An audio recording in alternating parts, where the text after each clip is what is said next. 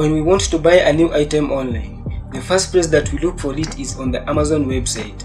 That is the empire that Jeff Bezos built. As of today, Amazon ships 1.6 million packages per day, making it the biggest e-commerce in the world, and it is showing no signs of slowing down.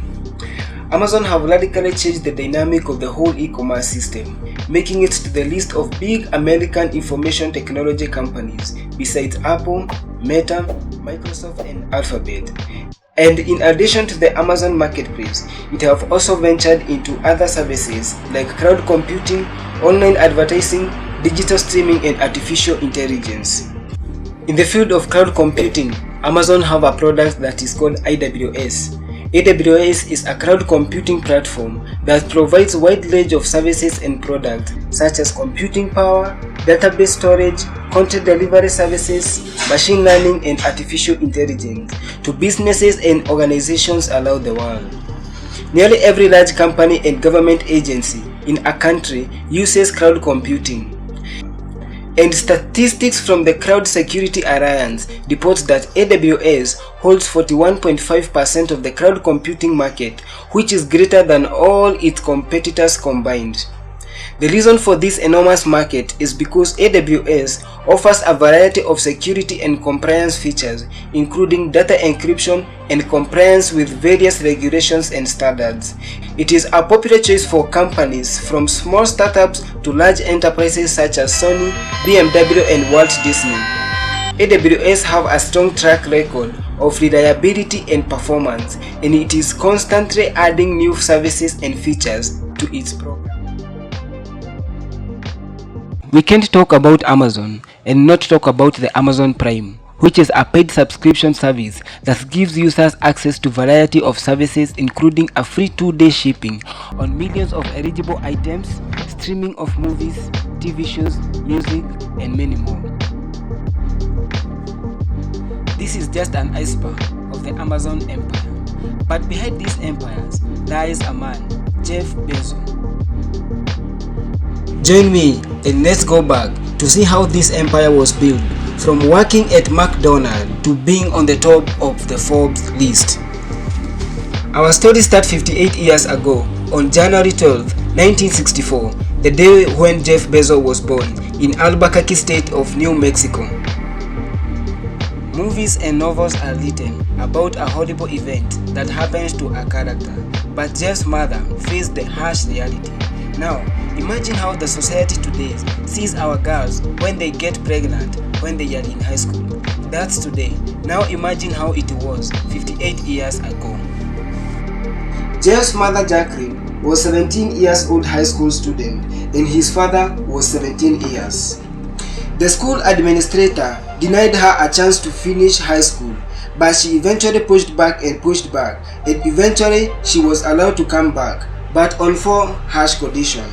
Number 1, she had to arrive and depart from school within 5 minutes of the starting and the finishing bell. Condition number 2, she was not allowed to talk to other students in the school. Condition number 3, she couldn't eat lunch in the cafeteria. Condition number 4, she won't be allowed to walk across the stage with her classmates to get her diploma. Jeff's mother obeyed all these conditions and eventually she graduated. From an early age, Jeff displayed a striking mechanical aptitude. Even as a toddler, he asserted himself by dismantling his crib with a screwdriver.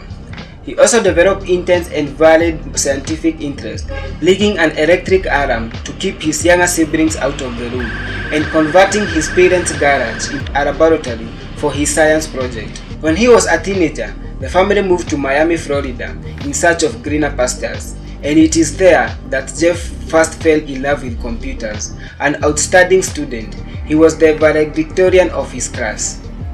He entered Princeton University, planning to study physics, but later returned to his love of computers and graduated with a degree in computer science and electrical engineering. After graduation, Jeff found employment on the Wall Street, where computer science was increasingly in demand to study market trends. He went to work at Fitel, a startup company that was building a network to conduct international trade. He stayed in the financial realm with Bankers Trust, rising to the vice presidency. At the show, a firm specializing in the application of computer science to the stock market, Jeff was hired as much as his overall talent as for any particular assignment. While working at Shaw, Jeff met Mackenzie, also a Preston graduate. They began dating and were married in 1994. Jeff rose quickly at Shaw, becoming a senior vice president, and was looking forward to a bright career in finance, where he made a discovery that changed his life and the course of his business history. The internet was originally created by the Defense Department to keep its computer network connected during an emergency, such as a national catastrophe or an enemy attack. Over the years, it was adopted by government and academic researchers to exchange data and messages, but as of late of 1994, there was still no internet commerce to speak of. One day, Jeff observed the internet usage was increasing by a very big percentage. He saw an opportunity for a new sphere of business and immediately began considering the possibilities. In typically methodical fashion, Jeff reviewed the top 20 mail order businesses and asked himself which could be conducted more efficiently over the internet than by the traditional means. Books were the commodity for which no comprehensive mail order catalog existed, because any such catalog would be too big to mail, thus perfect for the internet, which could share a vast database with virtually limitless number of people. Jeff flew the next day to attend the American Booksellers Convention to learn everything that he could about the book-selling business. He found that the major booksellers wholesalers had already compiled an electronic list of their inventory, and all that was needed was a single location on the internet where the book-buying public could search the available stock and place orders directly. Jeff employees weren't ready to proceed with such a venture, and Jeff knew the only way to seize the opportunity was to do the business himself. It would mean sacrificing a secure job in New York, but he and his wife Mackenzie decided to make the leap. With the idea on, Jeff and Mackenzie moved to Seattle, where they would have ready access to books wholesalers and a pool of computer talents whom they would need for the enterprise. Mackenzie drove while Jeff was typing the business plan. The company would be called Cadabra, later on Amazon, for the seamless endless South American livers with its numerous tributaries. They set up a shop in a 2-bedroom house with extension cords running to the garage. Jeff set up 3 Sun Microsystem computers. Jeff asked 300 friends to test it. The code worked seamlessly across different computer platforms, and on July 16, 1995, Jeff opened the site to the world and told his 300 beta testers to spread the word. In 30 days with no press, Amazon had sold books in all 50 states and 45 foreign countries, and by September, it had sales of $20,000 a week. Jeff and his team continued to improve the site, introducing such unheard-of features as one-click shopping, customers review, and email order verification. The business grew faster than Jeff or anyone else have ever imagined.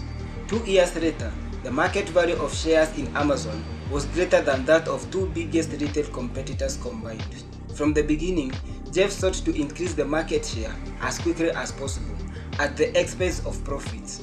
When he disclosed his intention to go from being earth's biggest bookstore to earth's biggest anything store, skeptics thought that Amazon was going too big too fast, but a few analysts called it one of the smartest strategies in business history. Amazon moved into music, CDs, videos, toys, electronics, and more. When the internet stock market bubble burst, Amazon restructured, and while other .com startups evaporated, Amazon was posting profits. The firm added clothing stores to its lineup, drew partnership with hundreds of retailers including The Gap. The success of Amazon allowed Jeff to explore his lifelong interest in space travel. In 2004, he founded an aerospace company, Blue Origin, to develop new technologies for spaceflight, with the ultimate goal of establishing an enduring human presence beyond Earth. From its 26-acre research campus outside Seattle and a private rocket launching facility in West Texas, Blue Origin is testing a new Shepherd, which will allow researchers to conduct more frequent experiments in a microgravity environment, as well as providing the general public with an opportunity to experience space flights. In its mission statement, Blue Origin identifies its ultimate goal as the establishment of an enduring human presence in outer space. As excited as that prospect may be, Jeff has had more terrestrial innovation in his mind as well. In 2007, Amazon introduced a handheld electronic reading device, the Kindle. The device used e-ink technology to render text in print-like appearance without eye straining associated with televisions and computer screens. The Kindle incorporated wireless internet connectivity, enabling the reader to purchase, download, and read complete books and other documents anywhere, anytime. In the year the Kindle was introduced, Amazon sales increased by 38% and its profit more than doubled in that year. Amazon now boasts a host of diversified subsidiaries, including Amazon Local. Business customers can employ Amazon online infrastructure technology through Amazon Web Services. In 2013, Jeff Bezos purchased a newspaper division of the Wall Street Post Company for $250 million. In addition to the Washington Post, the leading daily newspapers in the nation's capital, the sales included a number of small local newspapers in the Washington, D.C. area. Bezos made the purchase as principal of a privately held company rather than on behalf of Amazon.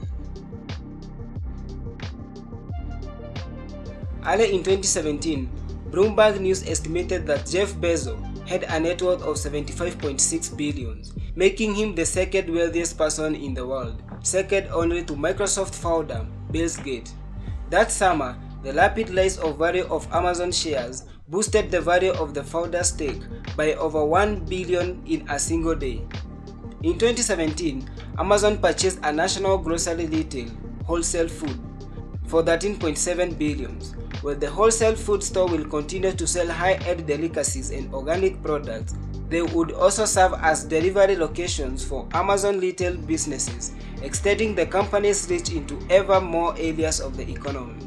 As the world entered the 2017 holiday shopping season, Amazon stock soared high, raising the net worth of Jeff, making him the wealthiest person on earth. His net worth continued to grow, and in July 2018, it was estimated by Bloomberg Billionaire Index to be over $150 billion. In the first month of 2020, a global COVID pandemic rocked the world economy, but as people all over the world sheltered at home, the demand for Amazon online service exploded, and the company's stock surged along with it. By August 2020, the personal stake in companies gave Jeff Bezos an estimated net worth of more than $200 billion, making him by far the wealthiest individual. As of the making of this video, Jeff is in the second position of the Forbes list with $171 billion.